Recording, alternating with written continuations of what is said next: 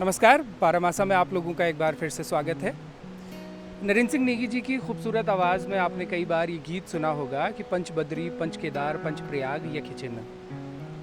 5 केदार, 5 बद्री, 5 प्रयागों का उत्तराखंड राज्य जो है उसके कई क्षेत्रों से हमने आपका परिचय कराया। आज एक और क्षेत्र में आपको लेकर चलते हैं। ये 5 केदारों में से एक केदार है कल्पेश्वर महादेव। जोशीमठ से कुछ पहले हिलंग से एक रास्ता कटता है जिसे उर्गम घाटी कहा जाता है। उर्गम घाटी में अभी हम हैं जहाँ ये मंदिर स्थित है। कैसा है ये गांव, कैसा है ये मंदिर, क्या है इसका पौराणिक महत्व, हम इसको आपको डिटेल में एक्सप्लोर करवाते हैं। और हमारे साथ हैं आज यहाँ के स्थानीय व्यक्ति लक्ष्मण सिंह नेगी जी। नेगी जी, आपका बहुत स्वागत है। जी नमस्कार जी, आपका भी बारामास टीम की जो है बहुत बहुत धन्यवाद कि आप पंच केदार और पंच बद्री की धरती में आए। जी बहुत शुक्रिया।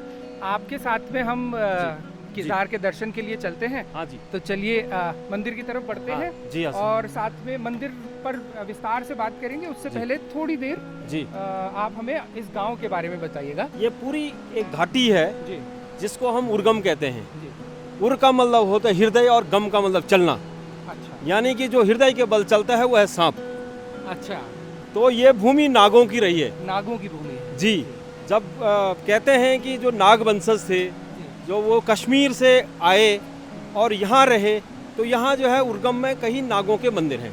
अच्छा, जिसमें बुलकवाणी नाग, चमचमा नाग, नागद्वाणी नाग, और यहाँ पर जो भी मंदिर हैं ज़्यादा करके विष्णु के या शिव के, उसके साथ कहीं ना कहीं नारायण का बड़ा अटैचमेंट है।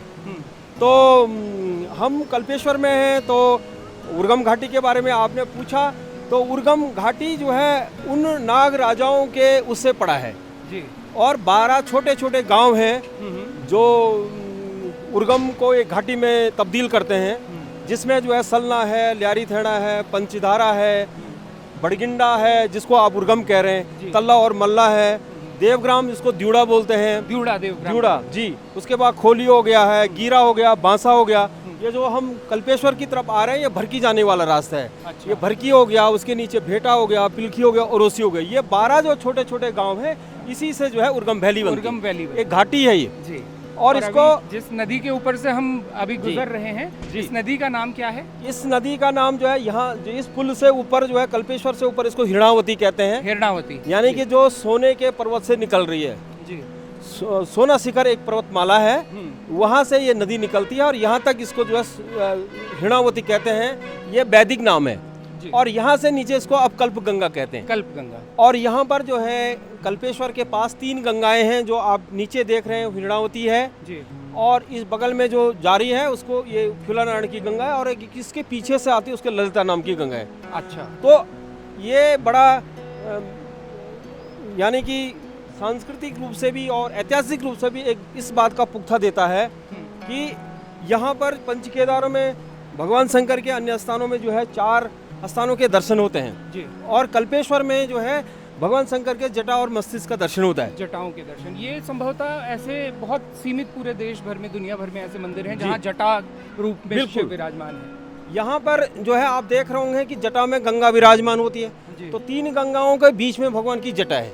अच्छा, और ये मंदिर जो है पंच केदारों का ऐसा मंदिर है जो वर्ष भर खुला रहता है जी। 4 मंदिर जो है कि शीतकाल के लिए बंद हो जाते हैं, परंतु जो ये उर्गम घाटी में जो ये कल्प क्षेत्र में ये भरकी गांव के तट पर हिरणावती के वाम भाग में जो मंदिर है ये वर्ष भर खुला रहता है तीर्थ यात्रियों के लिए। इसके पौराणिक महत्व पर अभी डिटेल में बात करेंगे जी।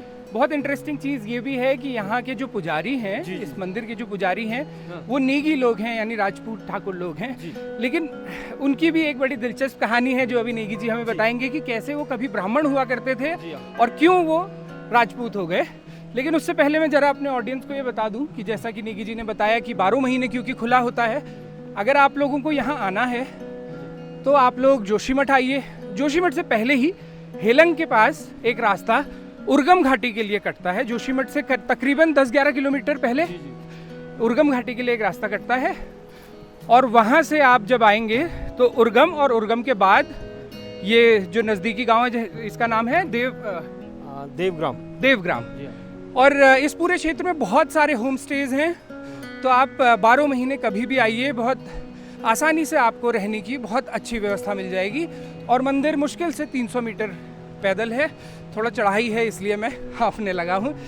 तो हाँ, अब आप उसके बारे में बताइए, मंदिर के पौराणिक महत्व के बारे में। सबसे पहले ये बताइए कि नेगी लोग इसके जो पुजारी हैं जी, उनका ब्राह्मण से और राजपूत हो जाना, नेगी हो जाना, इसकी क्या कहानी है? इसका एक कारण ये है कि पहले जो ज़माने में जब शिव के मंदिर जो है जो ब्राह्मण लोग चलाते थे, या पहले कुछ प्रथाएं थी हमारी जो चलती थी राजाओं की, तो बाद में जाकर के जो है जब नाथ संप्रदाय था, नाथ संप्रदाय जो है कि उसकी बहुत कठिन तपस्या के बाद नाथ बनता है, तो नाथ संप्रदाय जो है बहुत कम हो गया, बहुत कम हो गए। उसके बाद उन्होंने वो भट्ट ब्राह्मणों को दे दिया। अच्छा, यहाँ का शिव मंदिर और जगहों के शिव मंदिर भी भट्ट ब्राह्मणों को दे दिया। तो ये लोग मूल रूप से जो नेगी लोग हैं या भल्ला लोग हैं, ये भट्ट लोग हैं। परंतु जब हमारी आज़ादी, हमारा देश में आज़ादी का जब वो चला, आज़ादी के बाद ब्राह्मण जो है सेना में भर्ती नहीं हो सकते थे, इसलिए उन्होंने जो है अभी भी उनके डॉक्यूमेंट में भट्ट लिखा हुआ है। अच्छा, तो ये सब है। और ये तो देखिए जी, ये बहुत इंटरेस्टिंग ये कहानी है जी कि कभी इस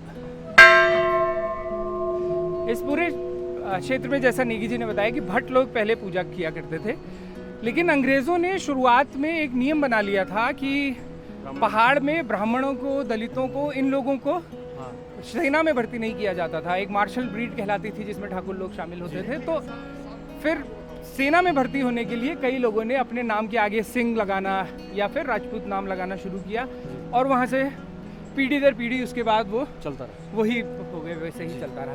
तो अब जो नेगी जी, उन लोगों की जो पीढ़ियाँ हैं अब, तो अब उनके शादी विवाह और अन्य चीज़ों के लिए वो अपने आप को मतलब उनकी शादी अमूमन ठाकुरों में होती है या ब्राह्मणों में होती है, क्या उनका वो है?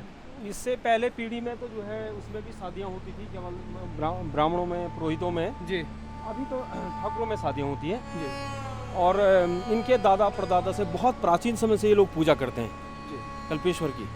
और ये कल्पेश्वर का जो है, मैं कह रहा था कि ये एक कल्पेश्वर मंदिर में जब आप जाएंगे, दर्शन करेंगे, तो कल्पेश्वर एक गुफा में, अमरनाथ की गुफा में उसमें की तरह है, जिसमें जो है 5-7 आदमी से ज़्यादा नहीं जा सकते हैं। पंचकेदार में सब मंदिरों में दर्शन जो है आपको जो है बैठ के करना पड़ता है पूजा, पर यहाँ खड़े खड़े पूजा होती है। अच्छा। यानी कि आप जटा जो है काफ़ी ऊंचे उस पर है, तो इसलिए।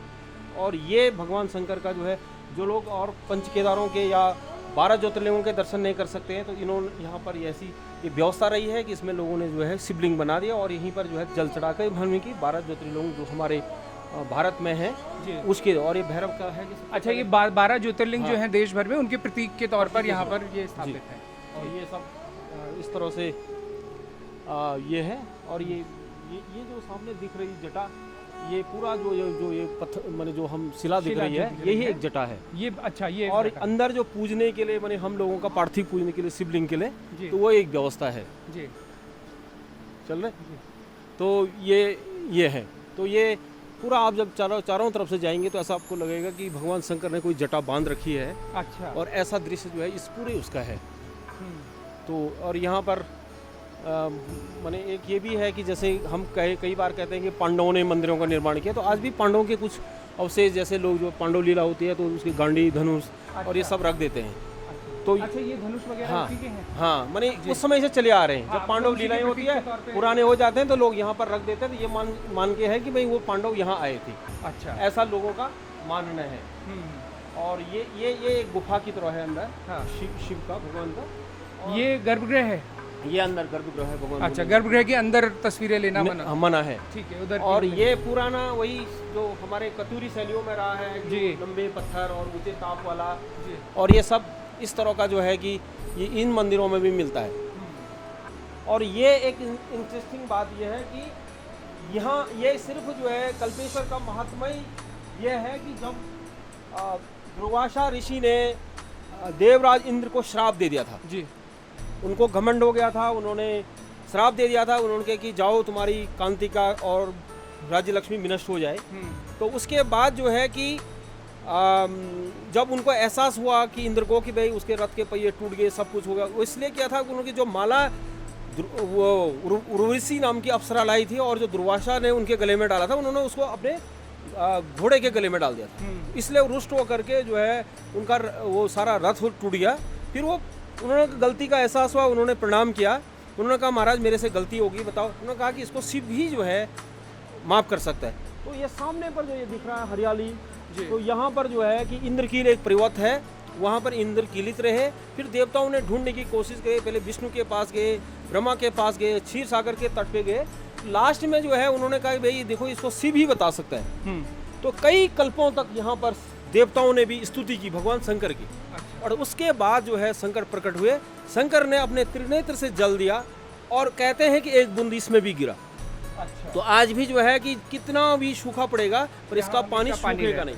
और इसी से भगवान शंकर का अभिषेक कराया जाता है, इसी से अभिषेक होता है जी। और मैं अभी जब नीचे से आ रहा था तो वहाँ पर जो सरकार ने जो इसकी जानकारी दी है, हाँ जी, उसमें ये भी जिक्र मिलता है कि भगवान शंकर ने ही, पौराणिक कथाओं के अनुसार भगवान शंकर ने यहीं से कुंड से जो है जल दिया था समुद्र मंथन। वही समुद्र मंथन, उन्हें त्रिनेत्र से जल दिया था भगवान शंकर ने, अपने त्रिनेत्र से जल दिया था। एक बूंद यहाँ गिर गया और उन्होंने कहा था कि समुद्र मंथन करने के बाद वहीं 14 रत्न निकलेंगे, जिसमें ऐरावत भी होगा, अमृत भी होगा, सब। तो समुद्र मंथन की जो हमारे जो 4 स्थानों में समुद्र मंथन की परिकल्पना होती है, जिसमें हमारा उत्तराखंड में हरिद्वार भी है कि वहाँ बूंद गिरा था एक एक अमृत का, तो यहीं से ये परिकल्पना हुई। इसीलिए भगवान शंकर ने उसमें लिखा है केदारखंड के स्कंद पुराण में कि हे पार्वती, ये स्थान तुमसे भी प्राचीन है और मैं सदैव विराजमान रहता हूँ।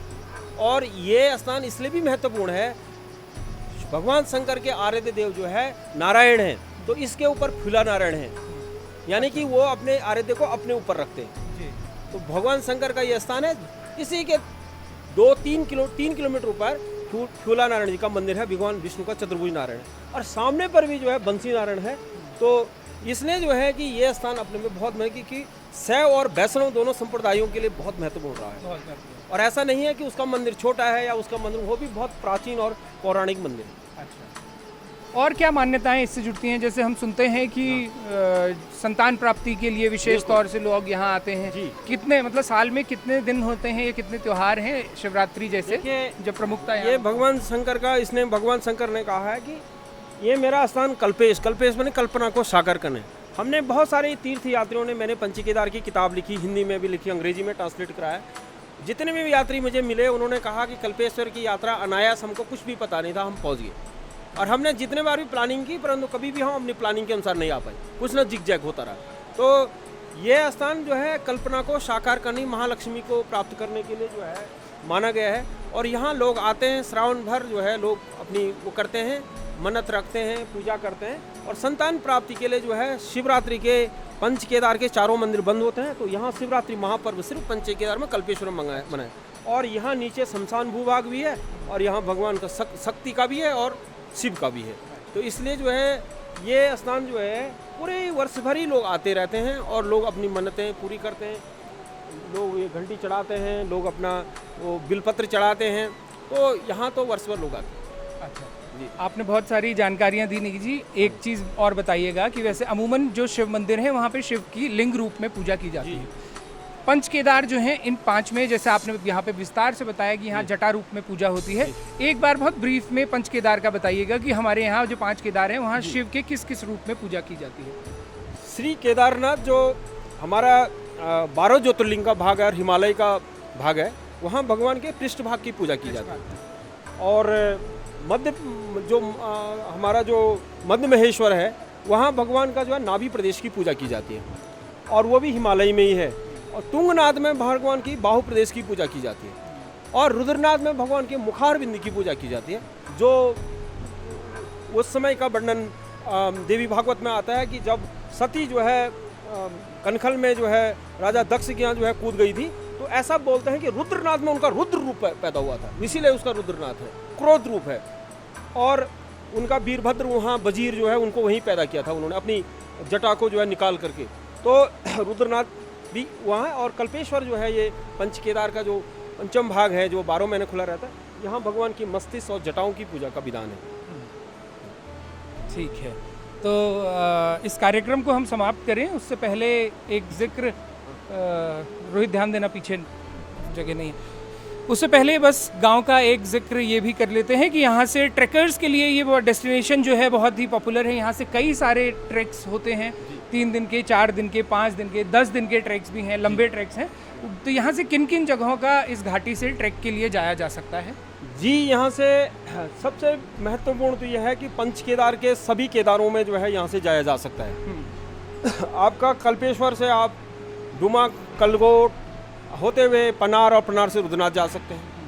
आप वहाँ से तुंगनाथ जा सकते हैं। आप वहाँ से मधुमेश्वर जा सकते हैं। आप यहाँ से देवग्राम से गिरा बांसा होते हुए जो है आप बंसी नारायण जा सकते हैं। बंसी नारायण से नंदीकुंड जा सकते हैं। नंदीकुंड से मधुमेश्वर जा सकते हैं। आप यहाँ से जो है छोटा ट्रैक 2 दिन का करना चाहते हैं तो यहाँ उर्गम से जो है बांसा गांव है, बांसा से मुल्ला खरक है, मुल्ला खरक से केमकुड़ शिला है, केमकुड़ शिला से जो है कि बंगा पानी है, बंगा पानी से उर्गम है। आप यदि यहाँ से कल्पेश्वर से जो है कोई ट्रैक करना चाहते हैं फ्यूला नारायण का, तो आप यहाँ से फ्यूला नारायण, यहाँ से भरकी गांव है, भरकी गांव से फ्यूला नारायण है, फिर फ्यूला नारायण से जो है आपका भनाई है, भनाई से जो है आपका चैना बुग्याल है। और यहाँ से एक सोना शिखर भी निकलता है। और एक जो है इस जो नदी के सहारे जो है एक जो है यहाँ से आपका हिस्वा ठेला होते हुए और आपका जो है कि नीलकंठ की बेस कैंप में जाया जाता है और वहाँ से बद्रीनाथ पहुँचा जाता है। अच्छा, तो ये सारे कैंप्स हैं। और मधमहेश्वर जाते हुए यहाँ से मधमहेश्वर जब जाते हैं तो पांडुसेरा रास्ते में? जी, पांडुसेरा भी पड़ता है रास्ते में, और ब्रह्मा भी पड़ता है, बैतरणी पड़ती है, घिया विनायक पड़ता है। बहुत सारे महत्वपूर्ण ट्रैक हैं। और यहाँ से एक ट्रैक और है जो अभी हम लोगों ने बीच में डेवलप किया था कि ये फूला नारायण से हमने इसको नेशनल कैंप भी कराया था। नेशनल 2 ट्रैक कराए थे हमने। यहाँ से फूला नारायण हो गया, असेली हो गया, असेली से जो है धर्मशिला हो गया, धर्मशिला से जो है फिर जो है फूला नारायण से जो है कि यहाँ नीचे। और एक यहाँ से गिन्नी ग्लेशियर के लिए भी जाता है जो आपका जो है बांसा गांव से बंसी नारायण से फिर जो है गिन्नी ग्लेशियर को भी ट्रैक जाता है। तो काफ़ी 10-12 ट्रैक हैं इस क्षेत्र में। हम कोशिश करेंगे आप लोगों को डिटेल में दिखाएं। पांडुसेरा जिसका जिक्र हुआ, बहुत ही मिस्टीरियस, बहुत ही फैसिनेटिंग जगह है। कई दिनों के ट्रैक के बाद पहुंचा जाता है, लेकिन उसकी खासियत यह है कि वहाँ प्राकृतिक रूप से धान पैदा होती है। और उसकी पौराणिक कथा ये है कि पांडवों ने वहाँ पे धान लगाई थी, वहाँ खेती की थी, इसीलिए सेरा मतलब खेत गढ़वाल में पांडुसेरा उसका इसीलिए नाम पड़ा। इस प्रोग्राम को हम रैप करें उससे पहले एक डिटेलिंग आपको उनकी दिखा देते हैं जो यहाँ पर बहुत ही धार्मिक और पौराणिक महत्व की कुछ चीज़ें रखी हुई हैं जो पांडवों से जुड़ती हैं। एक बार आप हमको थोड़ा सा उनके बारे में भी बताइएगा। यहाँ जी, ये पांडवों के जो है ये है, जैसे ये भीम का गदा है, ये गांडीव का धनुष है, ये सहदेव की पाटी है, और इस तरह से जो है कि ये हनुमान जी हैं जो साथ में रहते हैं। तो ये यहाँ पर जब पांडव लीला समाप्त हो जाती है, कभी जो है ये माने क्षतिग्रस्त होने लग जाते हैं, तो यहाँ पर तो ये मानते हैं कि जब पांडव लोग गोत्र हत्या के बाद केदार होते हुए जो है बद्रीपुरी जा रहे थे तो यहाँ पे भी आए थे। तो ये है। और पांडवों का गौ हत्या और उससे जुड़ी हुई जो बाकी पौराणिक महत्व की बात है वो आपने बूढ़ा केदार वाले वीडियो में देखी होंगी। जिन्होंने नहीं देखा है वो जाके उस वीडियो को देखिए। और जैसा कि अभी नेगी जी ने जिक्र किया कि वो जितने भी लोगों से मिलते हैं, अक्सर लोग ये कहते हैं कि वो अचानक प्लान नहीं था, लेकिन फिर भी कल्पेश्वर महादेव पहुंच गए। हमारे साथ भी कुछ ऐसा ही हुआ। हम लोग सोच के नहीं आए थे कि हम कल्पेश्वर आ रहे हैं। आप लोगों के प्रिय चैनल बारामासा को गौरा देवी सम्मान के लिए यहाँ बुलाया गया था उर्गम घाटी में। उसके लिए हम लोग यहाँ पहुँचे थे और बिल्कुल नज़दीक में कल्पेश्वर महादेव का मंदिर था, तो इसके महत्व के बारे में हमने आपको बताया। निगी जी, आपका बहुत बहुत शुक्रिया, आपने जो जानकारी दी। धन्यवाद जी, बहुत बहुत। आप लोगों को ये कार्यक्रम कैसा लगा हमें कमेंट करके ज़रूर बताइएगा और देखते रहिएगा बारामासा। जटाटवी गलज्जल प्रवाह पावित स्थले गलेवलम्ब्य लम्बिताम्बुजुङ्गुतुङ्गमालिकां डमग डमग डमग डमग निनादवङ्गमर्वयं चकार चण्डताण्डवं तनोतु नः शिव शिवं जटाकटाहंस भ्रमनिलिम्पनिर्झरी विलोलवीचिवल्लरी विराजमानमूर्धनि धगद धगद गज्वल्ललाटपट्टपावके किशोरचन्द्रशेखरे रतिः प्रतीक्षणं ममम् धराधरेन्द्रनन्दनी विलासुबन्धुवन्धुर स्फुरदृगन्तसन्तति प्रमोदमानमानसे।